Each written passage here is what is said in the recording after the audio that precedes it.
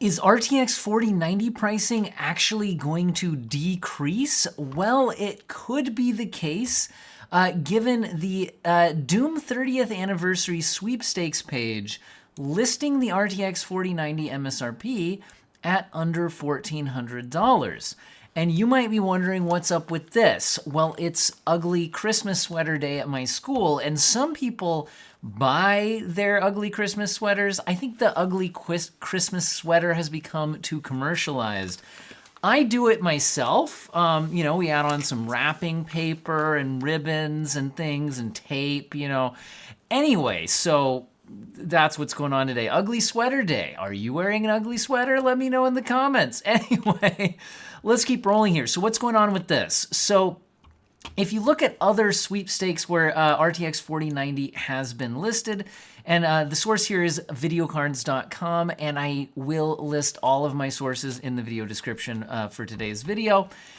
Anyway, you can see the price listed over time at, $2,000 in February 2023. September, they were listing at $1,600. In November, we're now seeing $1,400, in December, $1,400. So it looks like we are getting a reduced valuation, at least, on these sweepstakes posts, which is interesting. Now, currently, if you're trying to buy a 4090, prices have actually been going up. Most of them are over $2,000 in the United States right now, which is pretty crazy. If you haven't been in the loop on what's going on with that, that's because of AI restrictions on GPUs to China from the US government. We've also been seeing rumors of there being a 4090D edition. Nvidia wants to give China the D version of the 4090 for 4090 Dragon. And there's been rumors and speculation about this. The idea is that the US government has set a specific limit on how powerful a GPU can be to be shipped to China for AI purposes, and they'd be looking to cut it down to fall within those restrictions. And there was some speculation over whether or not then they would just, downclock it, and then people just overclock it right back up to where they were. And whether or not that would go against U.S. regulations, things like that. Well, now we're seeing headlines that the 4090D does not support overclocking and sips lower power. And this is being reported by WCCF Tech. It looks like their information is coming from BenchLife and is under machine learning translation, which is, we can confirm that NVIDIA will not open any overclocking settings for the RTX 4090D. Anyway, I'll just be interested to see if pricing goes back to normal once we actually get the 4090D going over to China. Anyway, in other news, we're seeing Starfield to get AMD FSR 3 and Intel XeSS in early 2024, along with some other updates like city maps, new travel methods, and more. Again, reported by WCCF Tech, but this information does seem to be coming from the game developers in a Reddit post, as far as I can tell. Anyway, it'll be cool to see FSR 3 in there. We did get DLSS 3 recently, and just DLSS in general recently, so good to see those updates. Also, interestingly, we might be seeing FSR 3 in Call of Duty Modern Warfare 3. Now, I'm very interested in getting FSR 3 in more games. The latest game to get it was Avatar: Frontiers of Pandora, and the implementation is quite good and seems to be a significant step up compared to what we saw in the initial releases of Immortals of Avium and Forspoken.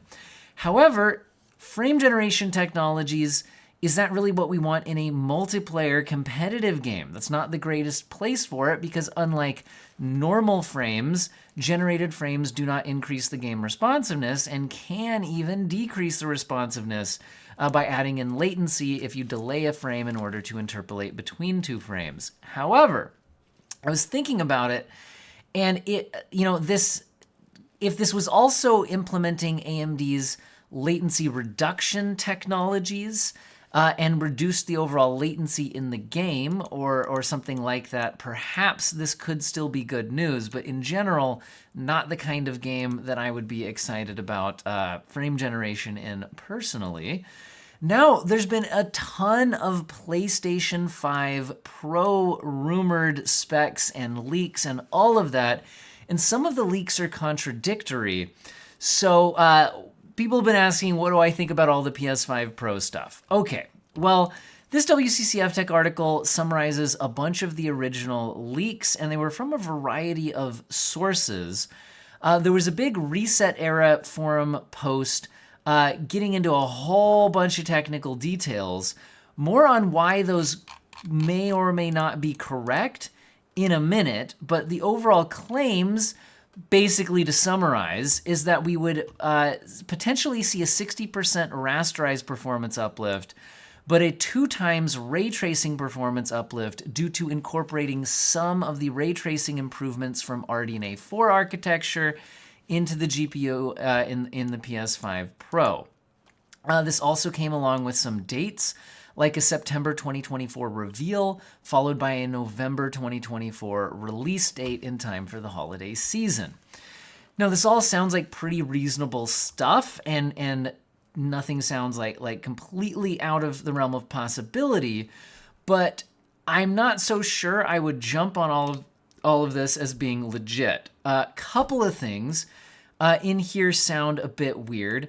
And also, we've had Kepler leak some things about AMD fairly reliably in the past, although he did mention he's been wrong about one of his original PS5 Pro specs, but he's correcting himself to it using 60 out of 64 compute units, which is contradictory of the big Reset Era post, which was claiming 56 compute units on the released silicon. So there's a bit of conflicting information from various leaker sources on all of this, which throws some of it or all of it into doubt. We'll have to see what ends up happening. Also, in the Reset Era post, they were talking about the clock speeds, where they're saying the GPU frequency targets 2 gigahertz, which would be clocked lower than what we've seen on the normal PlayStation 5, which is 2.23 gigahertz from what I'm seeing on videocards.com's listings. Now, that's interesting because that could cause issues. And WCCF Tech has also followed up with a post quoting Kepler, actually, saying clock regression is BS, that would hurt backwards compatibility. And that's certainly an interesting take on that. So there seems to be some disagreement between Kepler and the Reset Era post. Now, again, this says targets 2 gigahertz. Perhaps they just meant around 2 gigahertz rather than 2 gigahertz exactly. And, 2.23 gigahertz isn't like a lot more than 2 gigahertz. But again, how accurate are we being with these things? So there's a lot of question marks here. Now, in general, if we did end up falling in on the 60 compute units, that's interesting because that would put it performance-wise, compute unit-wise, similar to the 7800 XT, which is pretty powerful, and it would be interesting to see that, especially if it did end up being true that they integrated some additional ray tracing optimizations. What's most interesting to me about these leaks, if it ends up being true, is actually, where was it? The talk about an XDNA2 neural processing unit for the purpose of accelerating Sony's bespoke temporal machine learning upscaling technique. This will be one of the core focuses of the PS5 Pro. That, to me, is the most exciting thing about all of this because, FSR3 upscaling, and, some games don't use that. Some games use, FSR2 upscaling or just upscaling in general, other types. But DLSS upscaling looks better, and it's machine learning trained. And I think that with how reliant consoles have been on upscaling, a lot of those games are running at sub 1080p internal resolutions in their performance modes to hit 60 FPS. I would be very interested in a better machine learning upscaler I'd also be curious if AMD's XDNA 2 architectures could, facilitate that type of upscaling, if that would be something that AMD could be moving towards in future GPUs. So that would be super interesting. We'll have to see what comes out of all of that. But again, there's a lot of rumors and leaks out here. Some of them are even talking about the CPU and where it would make sense for them to remain on the Zen 2 CPU like the normal PlayStation 5. And they're thinking costing around $100 more. This is another WCCF Tech article looking like it's based on a lot of information from Leviathan Gamer, jumping into a whole bunch of thoughts on the sizes and pricing of the various Zen architectures, where it does seem like Zen 2 price and performance and area size seems to make a lot of sense. It sounds like my kids are getting home, so if you hear a bunch of noise, that's what that is. I'll try to still wrap up the video, though, for you guys. In other console news, though, we haven't heard anything about an Xbox Series X Pro or Series Pro, but we are seeing what seems to be a price drop. This is being reported by videocards.com, but the information does seem to be coming from official, Microsoft pages, showing the Series S marked down to $239. An error occurred loading, whatever. Anyway, $239.99 from $300, and the Series X dropping from $499.99 to $399.99. Now, that's definitely good to see. Now, I checked in on this, and if you look at like deal sites, like this is Build a PC sales, we've seen some recent posts of Series X consoles for $350. This was a deal from Target, but I think may have expired. I'd have to double check on that. And around Black Friday deals, we were seeing Xbox Series X bundles for $350 with Diablo 4. From Walmart and stuff. So Series X prices have been available pretty low, and it looks like we might be getting that kind of official price cut. Seeing a post here where some Costco's seem to have a Series S available at $150, but that it's not posted online and it's not every Costco.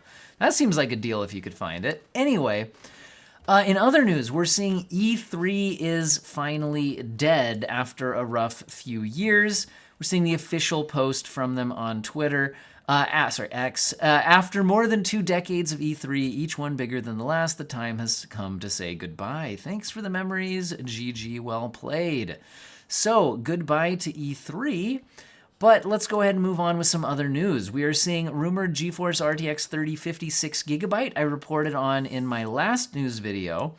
We're seeing that apparently it could be targeting a $179 to $189 US price point.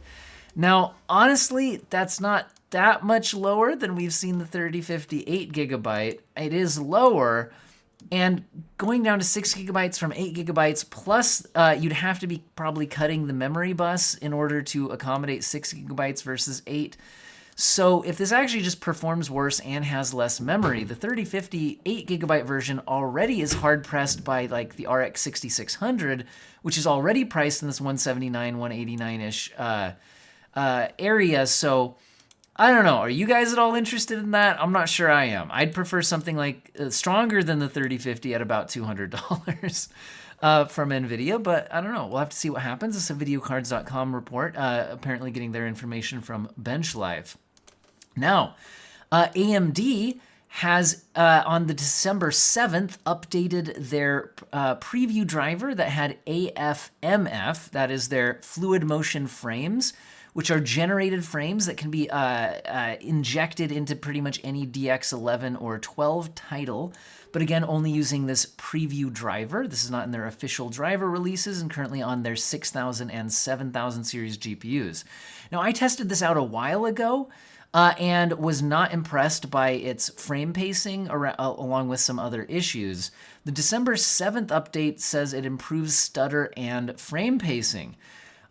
And general improvements to the stability. Now, I haven't had a chance to hands-on test this myself, so I'm very interested what the result is for that. I just noticed that my green little ornament thing I'm hanging here, it's a green Christmas tree thing. Shows up weird on the green screen. Anyway, improvements to stutter and frame pacing, that would be awesome, because like the whole point of generating frames is to increase the motion fluidity, the smoothness of the frames. And so if they're not paced well, it doesn't actually improve anything, which was my main issue with AFMF when I tested it out initially in several videos and several games. So I would like to jump back into testing this at some point and see if I feel like it actually, in other words, like, the frame rate number is kind of irrelevant. It doesn't, if they're not actual frames, they don't actually, in the sense that they don't increase performance. The only reason frame generation is useful is if it improves the smoothness of the presentation. So if this does go further towards that actually happening, that could go a long ways to AFMF actually being a useful feature, which I just really didn't find it useful in my previous testing. Anyway, Intel Arc GPUs also getting a drivers update. This one specifically for Avatar Frontiers of Pandora support, but included within that is a bunch of additional performance improvements being listed in the driver update. They're claiming some performance improvements in Crossout, Phasmophobia, Final Fantasy XV, For Honor, Dishonored 2, Battlefield 5, Dying Light 2, and Train Sim World 3, and claiming some big performance improvements available there. Haven't tested those out to validate them myself, but usually when Intel has made these performance claims, they are real things. Performance improvements have been being made on Intel for a long time now, and Intel Arc just continues to plug away on those driver updates, which is what they need to do. It's just going to take time and, just years of just finding all those games that are underperforming and patching the drivers to improve that performance. Hopefully by the time we get Battle Mage, the drivers will be in better shape and we get a pretty exciting launch. We'll have to see what happens. Got a bunch of other Intel news and leaks. We're seeing leaks that Intel will be launching their 14th Gen Core non-K version desktop CPUs on January 8th. And we've also seen the 14100 and 14400 already kind of leaking out a bit here. Videocards.com article reporting based on ECSM, which is a Chinese language outlet that did have some testing on those. But generally, I mean, I wasn't that excited about the 14th gen, so now there's non-K versions. Cool. Are they going to be any different than the 13th gen series? That's the question. Maybe not. If those are coming out on the 8th, that probably has something to do with Intel's CEO delivering their CES 2024 keynote. That would be a place they could be talking about those chips. And we're also seeing Microsoft listing Intel's next-gen Meteor Lake Core Ultra and refreshed Raptor Lake Core CPUs ahead of launch. So we're now basically getting a whole list of a whole bunch of, what are they called and all of that. But not sure we get much actual interesting information about them. We are seeing the Intel Core Ultra 7 155H tested in 3D Mark TimeSpy, and that's the iGPU being tested in TimeSpy, and it is showing up as faster than the Radeon 780M, which is a very good iGPU. So if Intel's new chips are actually beating the 780M in gaming performance workloads, that would be very interesting. Now, this is just synthetic benchmarks, so we'll have to see how they actually stack up in real-world testing. The Radeon 780M, according to this article, is scoring 2649 in TimeSpy, and the Ultra 155H iGPU here apparently is scoring 3077. So very interesting. That is about 16% faster. So synthetic benchmark, though, we'll have to see how it goes in real-world performance. But with the popularity of, mobile chips and mini PCs and handheld PCs and all of that, and a bunch of them running the 780M, it'll be interesting to see if Intel gets something in there that'll be competing with that. We're also seeing the Ultra 5 125H and Ryzen 7 7840HS tested at 65 watts. Intel with higher iGPU score, but apparently falling short in the CPU testing. So again, interesting to see how these all come out when we get full reviews and all of that, but there's some results there for for us to speculate over. We're also seeing Intel's Core Ultra 9 185 H specs confirmed at 5.1 gigahertz, 16 cores, and 45 watt TDP. And in other Intel news, we're seeing those 14600 non-K Cinebench OC score leaking, showing 4 to 5% lower performance than the K version. So yeah, tons of Intel CPU leaks and leak benchmarks and all that coming out here. We'll have to see what happens. It looks like we'll probably be getting a bunch of information tomorrow about at least some of these, and then more at CES, it sounds like. But anyway, in some mini PC news, we are seeing a mini PC that actually combines a Ryzen 9 7940HS with a full power RTX 4060 laptop GPU. So full power laptop GPU, not full power desktop GPU, but still, that's very interesting. This seems to be coming from an ETA Prime video, but the actual mini PC didn't appear to actually be on sale yet, and we don't know the pricing. So as long as that's cost less than an equivalent laptop with similar specs, it could be interesting for people. If you could just get a laptop with those specs for a similar price, then maybe you'd just rather have the laptop. But we'll have to see how that goes. In other mini PC news, we're seeing ASRock announcing being the first to announce a Ryzen 8040U based mini PC. And also looks like a little motherboard kind of going along with that. We'll have to see what comes of these 8040Us, if they actually do much compared to the 7040, other than I think AMD was claiming increased AI performance with their neural processing unit, which is interesting for some people. Now, in GPU cooler news, we're seeing Gigabyte launching an RTX 4070 Windforce Throne and Liberty Edition GPU, going along with the upcoming Throne and Liberty MMO. So if you're interested in that game, maybe you're interested in getting a GPU to go along with it. Looks like they're also announcing a motherboard with that theme. Now, in other GPU cooler news, we're seeing Acer's Predator RTX 4090 GPU with a hybrid liquid cooler design. Apparently, it's not available separately on the DIY market, at least not yet. But it is apparently available in high-end Acer pre-built PCs, and it looks like KitGuru got their hands on that and was able to test out the high-end, cooler here. But it was kind of disappointing performance. Did this not load the? Let's try to reload this thing here. I was gonna say the images didn't seem to be loading.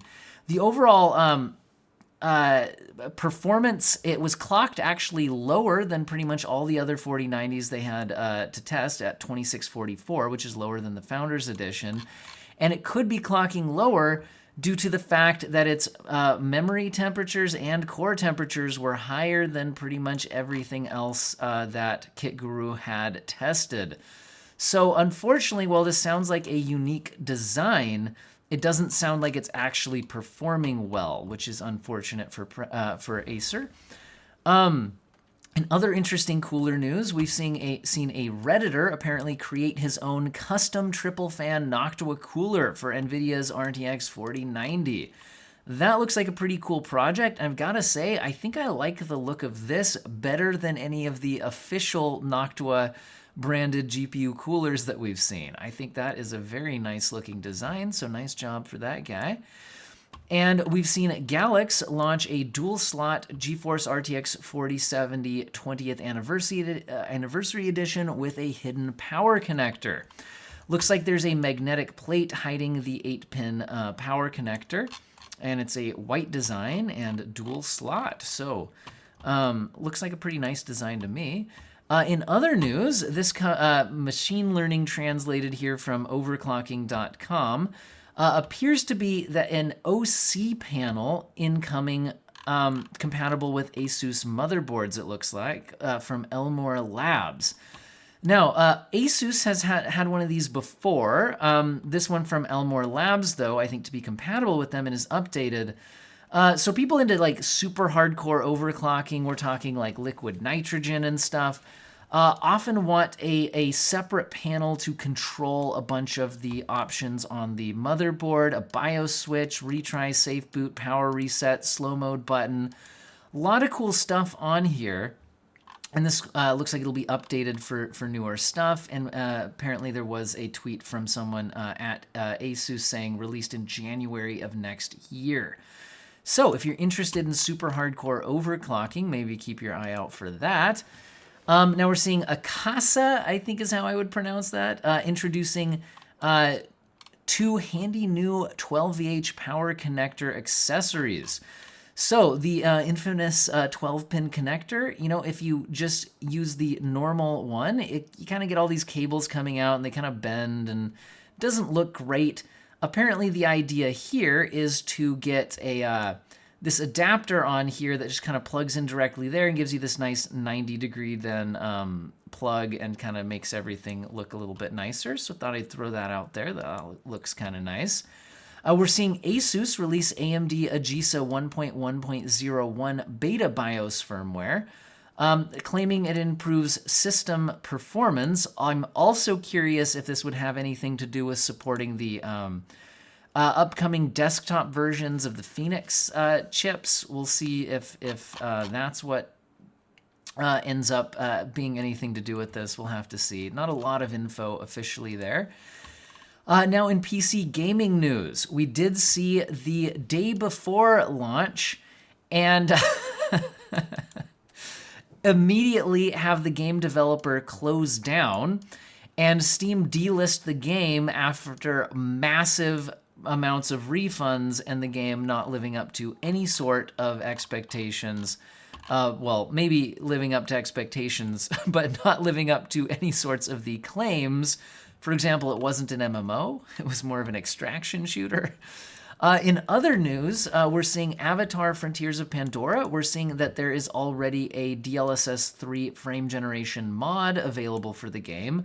Although DLSS is supported in the game, they don't have frame generation officially, although there is FSR 3 frame generation officially. Now, I hate this being listed as a performance boost. It is it's motion smoothing, guys. It's motion smoothing.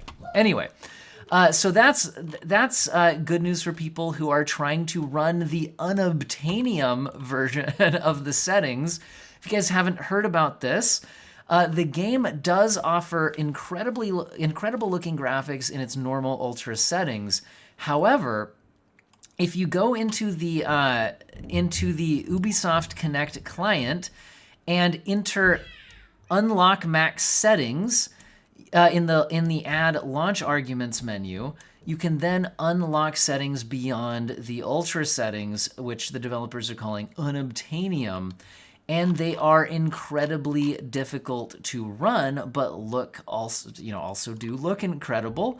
So maybe kicking on that along with some frame generation to help smooth some things out could be the way to go there. In other Ubisoft-related news, we're apparently seeing a Might and Magic RPG reboot called Fates, and this is rumored to be Ubisoft Shanghai's open world reboot of the RPG series. I would certainly be interested in that if that comes to pass. And we're also seeing the Final Fantasy XVI PC version. Some information, the game developer being interviewed said that it's likely going to require an SSD, but wouldn't go into any further PC system requirements, and that all the DLC may be included with the game. Now, no release date on that, or even really officially saying it's incoming. However, if the second expansion is scheduled for spring of 2024, and all the DLC might come with the PC version, that would at least possibly hint to the PC version not coming until spring of 2024. But that's, again, just kind of speculating off the information available. And the last thing I'll end with is we did see the Game Awards give Baldur's Gate 3 Game of the Year and Alan Wake 2 second place. I will say, with my more limited gaming time than I used to have, I absolutely loved Alan Wake 2, definitely played through that and finished it. And I've been playing Baldur's Gate 3 since it came out, and I'm still in Act 3. I kind of got sidetracked playing Alan Wake 2. I'm coming back to Baldur's Gate 3 though, and it's been nice to see a bunch of updates, so it sounds like I might get the cool like epilogue there when I actually finally finish this thing. But anyway, great games and all that. What have been your guys' game of the year, especially PC games of the year? Let me know in the comment section. And I hope all of you have an excellent day. Especially huge thank you to subscribers and channel members. Channel members who have hit that join button to directly support the channel financially. That is absolutely huge. And again, hope everyone has an excellent day.